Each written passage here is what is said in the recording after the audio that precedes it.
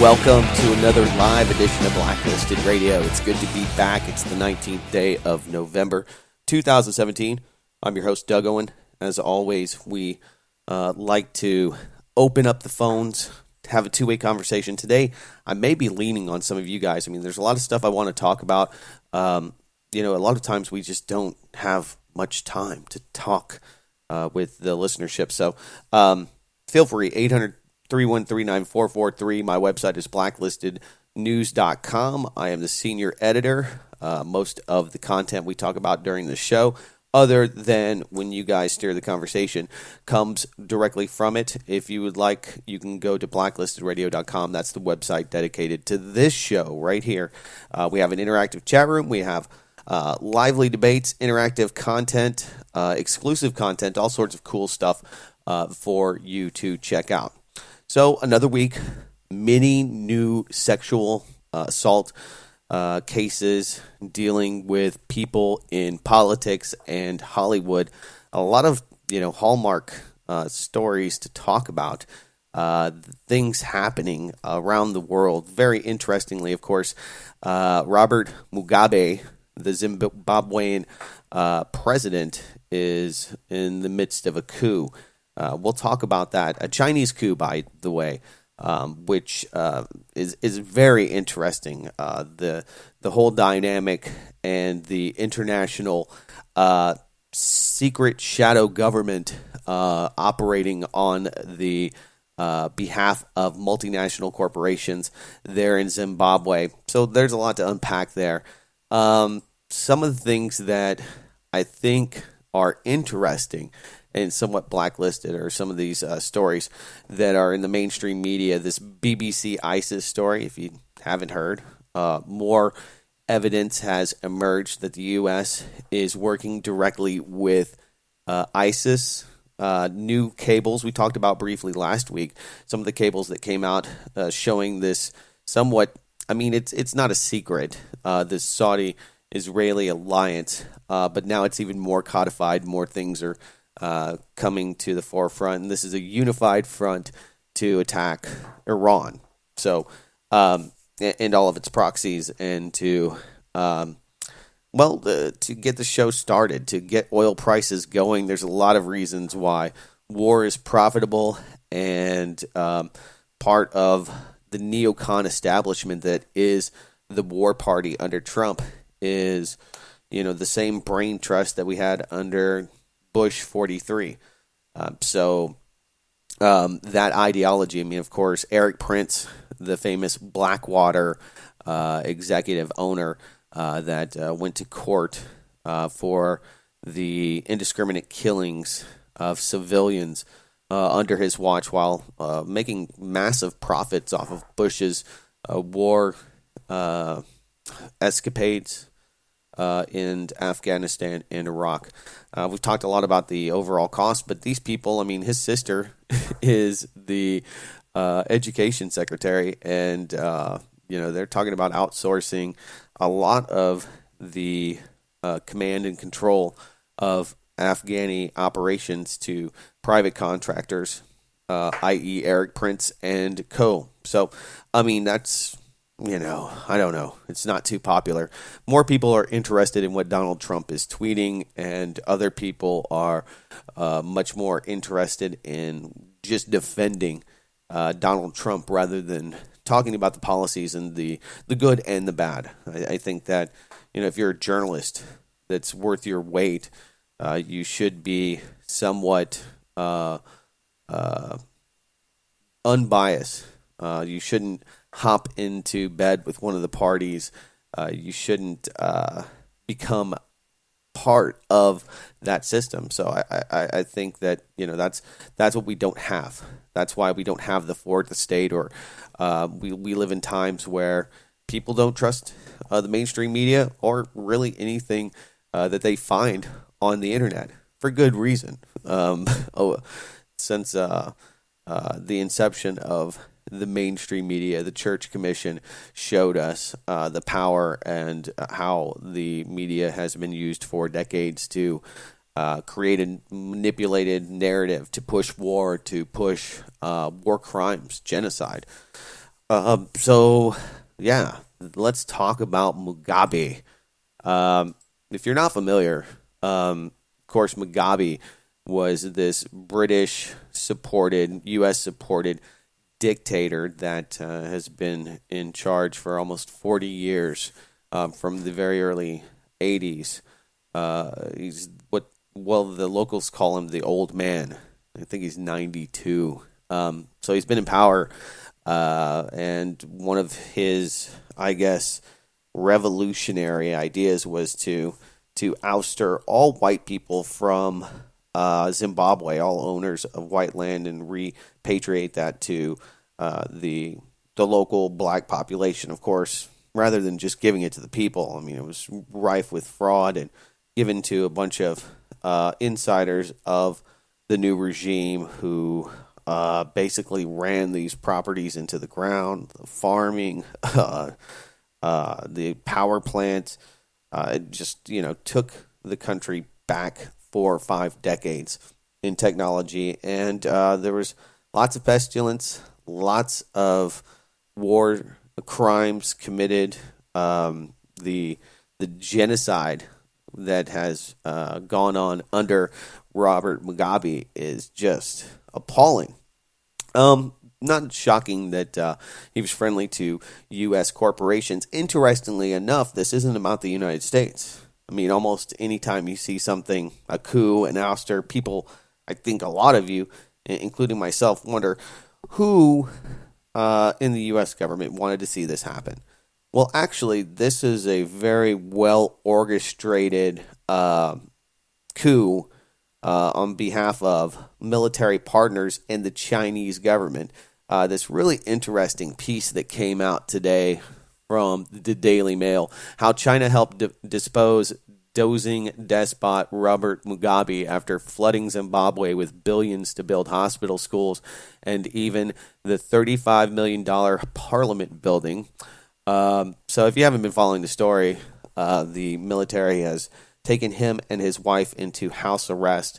Last I heard, he was supposed to be giving a farewell speech, and he failed to mention that he is going farewell. So this article, you can find at blacklistednews.com, kind of highlights what has happened here. The first sign of any trouble was when Mugabe's convoy arrived at his home in a suburb of the capital city, and the men accompanying him arrested the security officers on duty there. The 93-year-old president was then hustled into the house, and for a short time, the man in charge of Zimbabwe's armed forces arrived to break the rather bad news. Don't you hate that when you're a dictator and, well, it's time to go, bud. You're 93 and we don't want a power vacuum. We need to transition this. And, people don't necessarily want to go. A fearsome individual known for his volcanic temper, General Constantino Chiwenga, is one of the so-called dirty half-dozen, 6 of the sinister military intelligence chiefs whose junta has kept Mugabe in office for decades, terrorizing opponents and rigging elections. I mean, yeah, it's just off the charts corrupt there. So what is the interest of China? China owns 40% of the platinum mining in Zimbabwe. And so recently, this general and some of these other military bigwigs started doing routine business with China. China has flooded the country as part of this, updating infrastructure and, of course, extracting resources. China really doesn't care about the local politics. They care most about securing their investment. And it's pretty funny here. It was these two. I'm murdering their names here. Nagawa and Chiwenga, who discussed their plans with Chinese officials. It's instructive to learn that both men had been trained at China's Nanjing Military School. So yeah, China built a military school to teach the military officers, these two, how to overthrow the current power, the old man. So it's part of China's African-wide strategy of propping up corrupt regimes in return for access to minerals and oil the Chinese need to supply their vastly expanding economy. They don't paint a rosy portrait of trying to save the innocent. They're very straightforward. One of the things that the Chinese are, pretty well known for is that they don't intervene. They just want their product, and they don't care if the current government is, killing, murdering, raping. It's not of concern to them. Another part of this article, though, highlights that this military coup, beforehand, the Chinese government reached out to U.S. and Russian intelligence to let them know what was happening so that there wouldn't be any concerns, which really does kind of bring into light that shadow government of the intelligence agencies, and how this is somewhat inevitable. The fact that there are these courtesy calls to assure all of those invested that this transition is peaceful. That was one of the criteria that the Chinese put on this, was that there would be no slaughter of Mugabe and his family, his wife primarily, that there would be a smooth transition, and that they would do this cleanly. It would be a surgical coup d'etat. Well, Mugabe's not playing along, and I don't know how long before they just start, chopping him up in front of the others, and what the reaction of the world would be to that. More of the same. Look at Liberia. There's lots of places on the African continent are, experiencing, just great strife. And when you look at the French imperialism and the anti-imperialist movement, which was almost just as horrific, that's what Mugabe has always gone back to. Anything, kind of like Nelson Mandela, anything is justified to free you from the oppressor. And that might mean, Mini Mandela putting a flaming tire on your neck and watching your enemies' heads burn. You can take that to some pretty extreme measures. Cannibalism, all sorts of things that go on in Zimbabwe. Just the oppressive regime that, was this there's a lot of parallels to maybe even Antifa, some of these groups, that this is what the ultimate realization of what you want would look like, and that is where you have people that are in the government that would silence and murder and blacklist people that do not agree with you, using any tactic necessary, justifying violence. Once you can justify violence to support your political stance, you're not only a terrorist, but you are a ideologue. You have become, this realization of identity politics. I don't know. So, but that's where you go. Well, we have to get rid of all these white people that own all this land, the oppression from the French, because it was heinous. It was probably pretty hard in French Zimbabwe for the locals, no doubt about it. But it's just as hard under their own people. That's the one constant that I think that is lost from this conversation, is that it's just like, where I live today. People said, well, there was a lot of murder, and the pilgrims, the settlers, murdered the Native Americans. And there's plenty of truth to that. There's plenty of murder that went both ways. And at some point, you lose track of who originated the first murder that caused all of this, because you've just been murdering so long, because you've been justifying that, is somehow moral retribution. I mean, you see it in the Middle East, you see it in a lot of places, almost everywhere, but whether it's religion and politics, people have been fighting so long, they don't remember why the fight actually started. And so, it really is pointless. And if you justify that kind of violence to support your point, you really, you know, you won't get what you want. When you get there, you'll be disappointed. No doubt about it. So, to lighten it up, let's talk about this. LAPD is now investigating 24 sex crime cases tied to Hollywood. Some of the latest to hit the mainstream media. Russell Simmons. There's a sex assault claim against him. If you haven't seen the pictures, pretty sad. Al Franken harassing and touching the boobs of a sleeping a reporter. The story has been rehashed and hashed over and over again.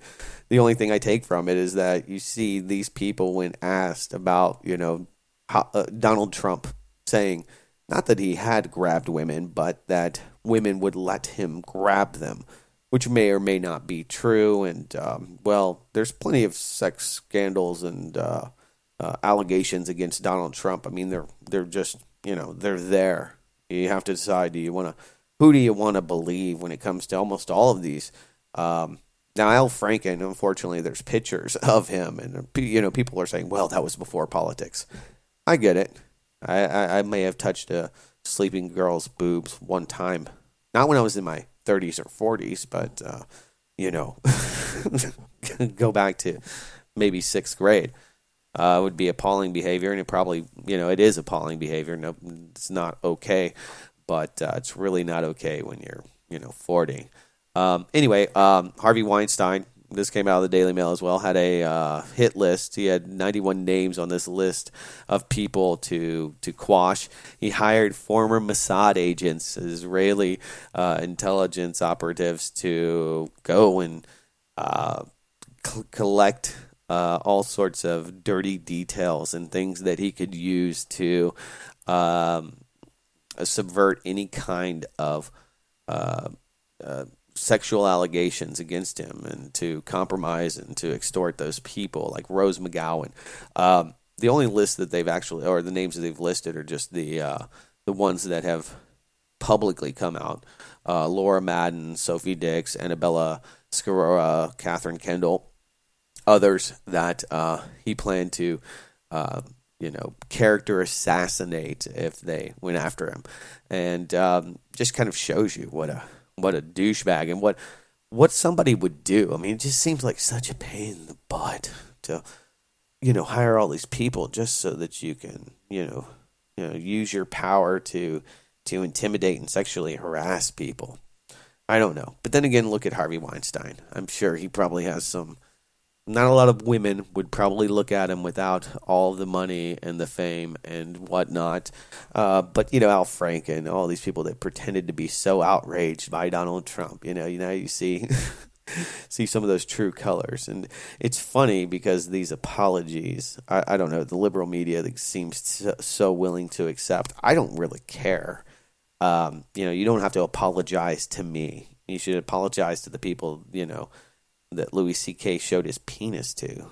Those people would care about the apology. Me, not so much.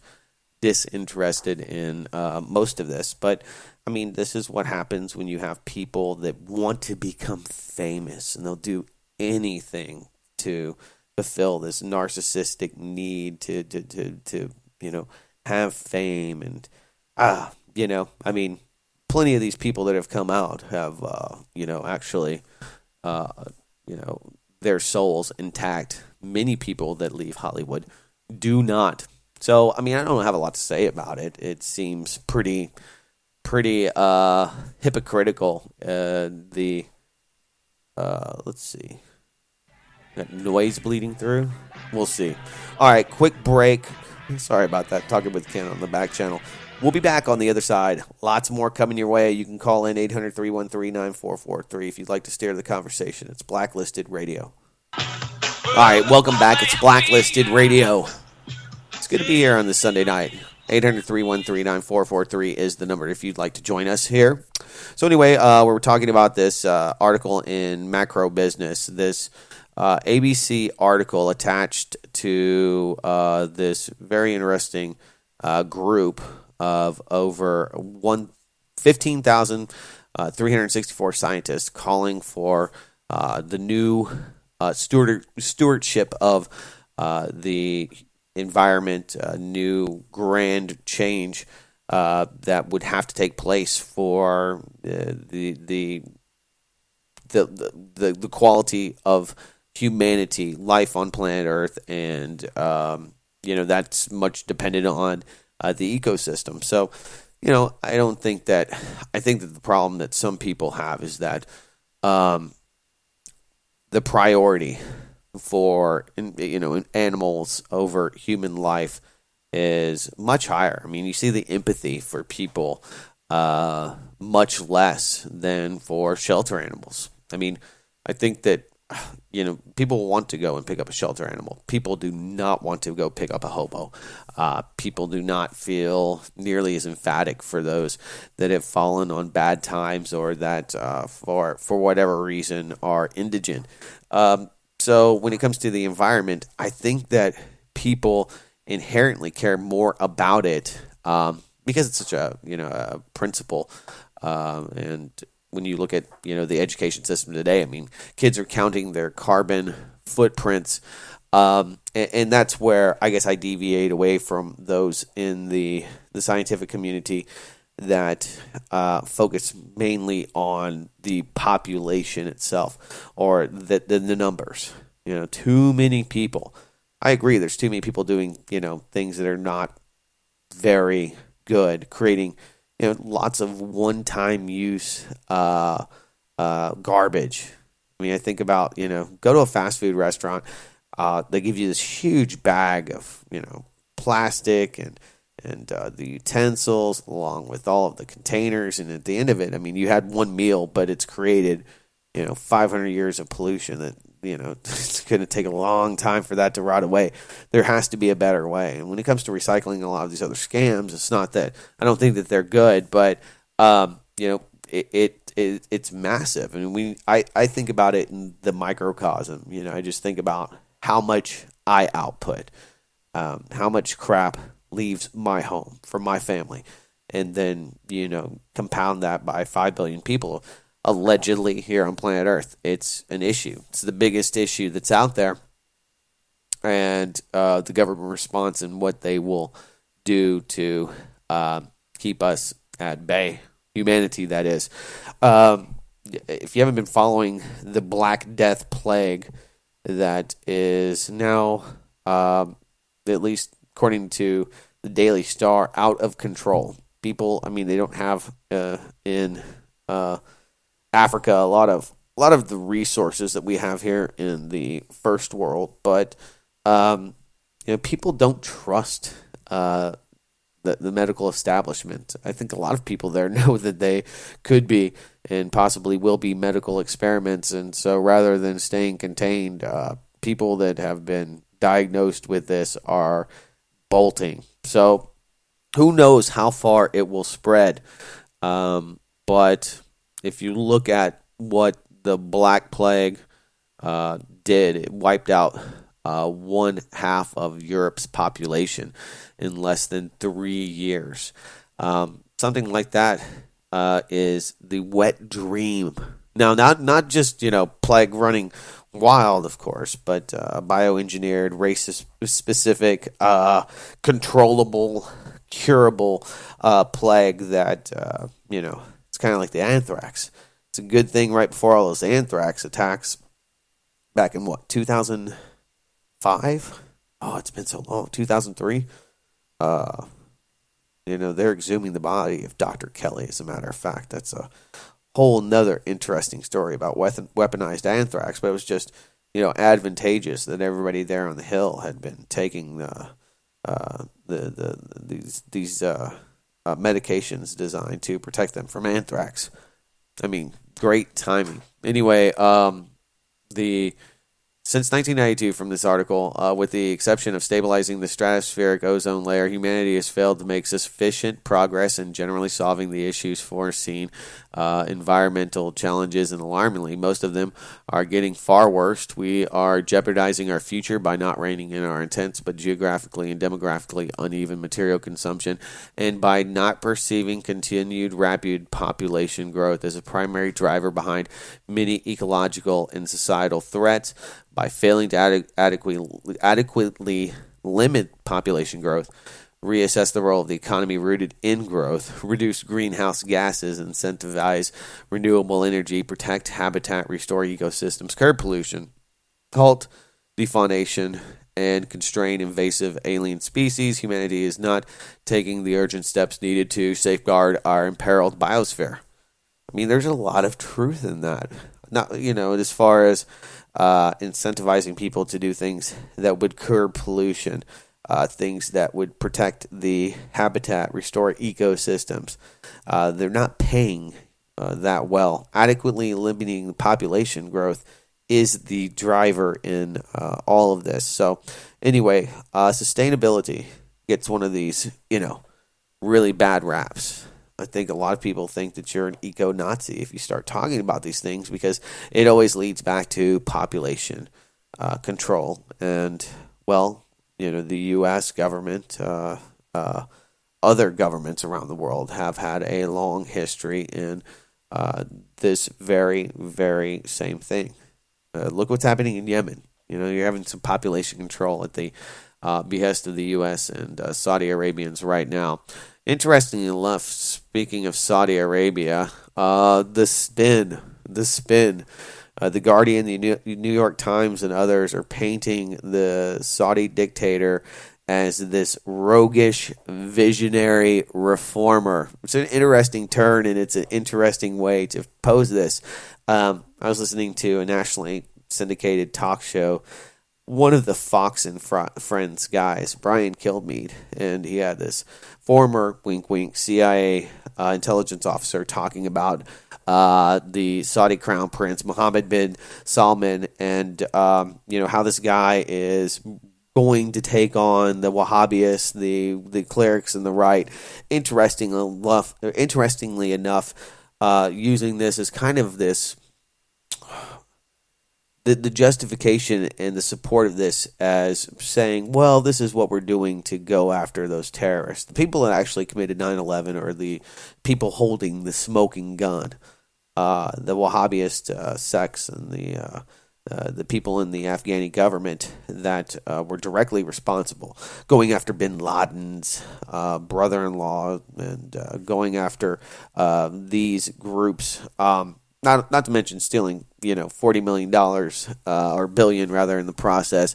The Guardian has this. 2 weeks ago, Saudi Crown Prince Mohammed bin Salman carried out a brutal crackdown on his political opponents, arresting dozens of high-ranking relatives, kidnapping the Prime Minister of London, and seeing 8 of his political rivals die in a convenient helicopter crash. The consolidation of power by the de facto Saudi ruler comes as his government ramps up its siege of Yemen and gets closer to its U.S. sponsor thanks to a Trump-dopey love affair and direct assistance of the regime. Actually, that was the headline. It's not from The Guardian. That is the commentary from FAIR, Adam Johnson. So this cynical plan has been met with a lot of support from the U.S. The Guardian, this one from November 5th. Royal purge sends shockwaves through Saudi Arabia's elites. Moves consolidate power of Prince Mohammed bin Salman as he attempts to reform the kingdom's economy and society. Saudi arrests show crown prince is a risk taker. This one sounds nice too. With a zeal for reform, Mohammed bin Salman is confronting some of the kingdom's richest and most powerful men in his anti-corruption drive, but he's taking too much too fast. That was one commentary. This came out on the 6th. Oil price rises to 2-year high after Saudi Arabian purge. Markets push price up to $62 a barrel after anti-corruption purge by billionaire prince who backs prolonging oil production curbs. Now, that's the problem. There's too much oil, and there is just this vast support. It's also a war between the frackers, the United States, and the ultimate transition that has to take place. Now, the fact that the U.S. media and The Guardian, the New York Times, here's one. Saudi Crown Prince mass purge appends a long-standing system. I've read most of this one that came out on the 5th in the Times. The upstart Saudi prince who's throwing caution to the wind. So they, I mean, really kind of fawning over this guy. Oh, he's doing what I wish people would do to Trump right here. Oh, get rid of these horrible, horrible Republicans. Young and brash. Anyway, that is very telling. The support there by the United States and the Western media. Also, this came out. Just saw it today, actually. Zero Hedge posted this. Yet more confirmation emerged today regarding the recently established relationship between Israel and Saudi Arabia, which is being defined by a shared desire to see Iranian influence and expansion rolled back in the Middle East. For the first time, a high-level Israeli government official has formally acknowledged the increased ties between the two countries, which have historically been bitter enemies and which have never had official diplomatic relations. Allegedly, I would add. The historic news, which is worrisome for the fact that it could bring the region closer to a major war as the newfound allies, the Iranian proxy Hezbollah, follows the leak of the Israeli diplomat cable sent to all Israeli embassies throughout the world, which revealed Israeli and Saudis behind the scenes coordination. The cable gave instructions to Israeli diplomats to express support for Saudi wars against Shia forces in Yemen, and also urged embassies to aggressively lobby their host governments to take steps towards pushing Hezbollah out of Lebanon. So this is kind of a tit for tat. We'll support your Shia genocide that's happening in Yemen, and support you help us get Hezbollah out of Lebanon. Lebanon has now become the new target. I mean, they kidnapped their diplomat. You know, some of their business leaders are in precarious positions. Whether they live or die remains to be seen. But, of course, this is why it continues. This is why there's just a media blackout on the horrendous condition. Over 900,000 people have contracted cholera. There's over 1 million people on the brink of starvation. Some of the pictures of the children, I know, I'm always weary of propaganda photos and things that you see that you can't verify that people use. But I mean, the starving, skeletal remains of living children, still living in these, just starving to absolute death. It's horrendous. It's horrifying. And, where's the outrage? Where's the U.S. media? They want us to believe that they're the arbiter of truth, that they are the fourth estate, that they counter the government narrative on things that matter. But when it comes to this trifecta, this support, Israel is taking its stand alongside Saudi Arabia. So, of course, there's so much focus on Iran. What went wrong? Having this destabilizing factor, an X factor in the Middle East. And that is what Iran is. They're working with Russia. They're buying S-300 missiles. They're on the other side. And if I was an Iranian, I would definitely want nuclear weapons as well, as much as people talk about that, whether it's a peaceful or non-peaceful, or whether they're enriching, or what kind of what kind of yellow cake they may be making. It's one of the few things that has preserved the autonomy of North Korea. It's one of the things that, when despots and dictators and people give up their chemical weapons, they find, U.S.-backed mercenaries at their front door. So anyway, it's pretty interesting. This cable's come out, and it's basically, intelligence sharing and gathering that is being done, a dirty deal, the support, the financial support for the propaganda that is needed to justify these crackdowns. And, it's the same guys. Benjamin Netanyahu still there. Bibi carrying the torch. Some of the other things I wanted to get into, one of which is this BBC ISIS story. Secret U.S.-backed deal allowed hundreds of ISIS fighters with tons of weapons and ammunition to escape Raqqa. let's see. It's kind of a personal interest piece. Lorry driver Abu Fazai thought it was going to be just another job. He drives an 18-wheeler across most of the dangerous territory in Syria, blah, blah, blah, bombed out bridges, deep desert. But this time his load was to be human cargo. The Syrian forces, the Democratic Forces, SDF, an alliance of Kurdish and Arab fighters opposed to IS, wanted to lead a convoy that would take hundreds of families displaced by fighting to the town of Tabqa. Anyway, I'm looking for the meat in this thing. But, oh yeah, this is the deal. So this guy, Abu Fazi, they get there, and they're supposed to be doing this humanitarian shipment of people that are refugees, and they were promised thousands of dollars to keep this secret. But what happened was, it was a bunch of ISIS fighters, and they were bringing on armaments and U.S.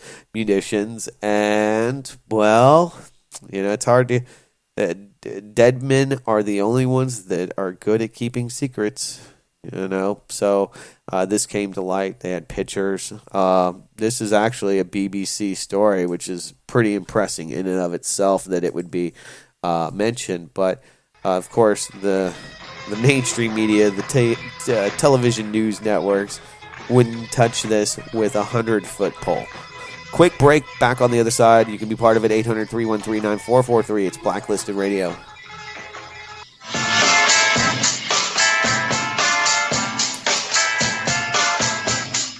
All right, welcome back. It's Blacklisted Radio.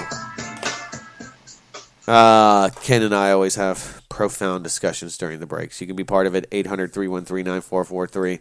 So, we've talked more about the Israeli alliance and how this is, this is the 2.0 imperialism we see taking shape. At least this is what the love child of the neocons and the military establishment have come up with. When you see the Saudis and Donald Trump holding the magic orb and all of those weird things that people, I don't know. I don't know if it's shocking or appalling that these guys open up a, anti-terrorism center with glowing orbs, or if you just think that that's about, par for the course. Either way, it really does highlight how things work today. Black Death infected hospital patients escape. Plague now spreading out of control. It's one of the things that we touched upon. I saw this one, and maybe it gives me some hope. Germany bans kids' smartwatches, asks parents to destroy them.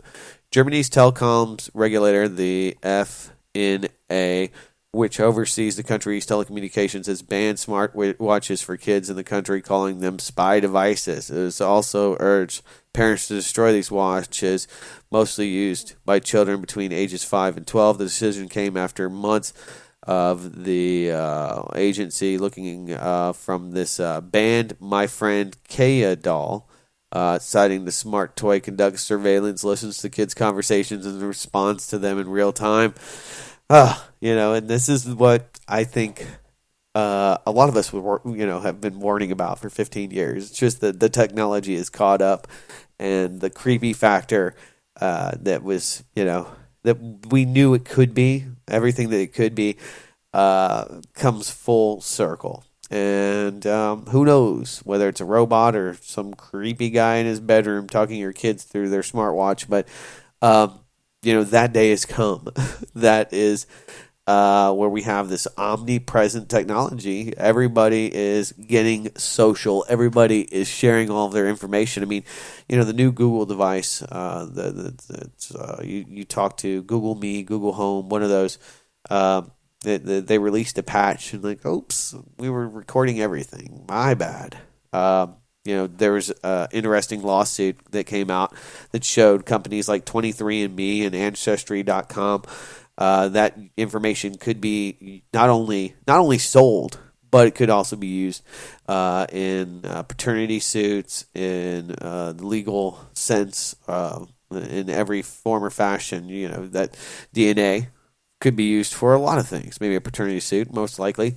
It's where you find that You've given out your biometric, your genomic code to others.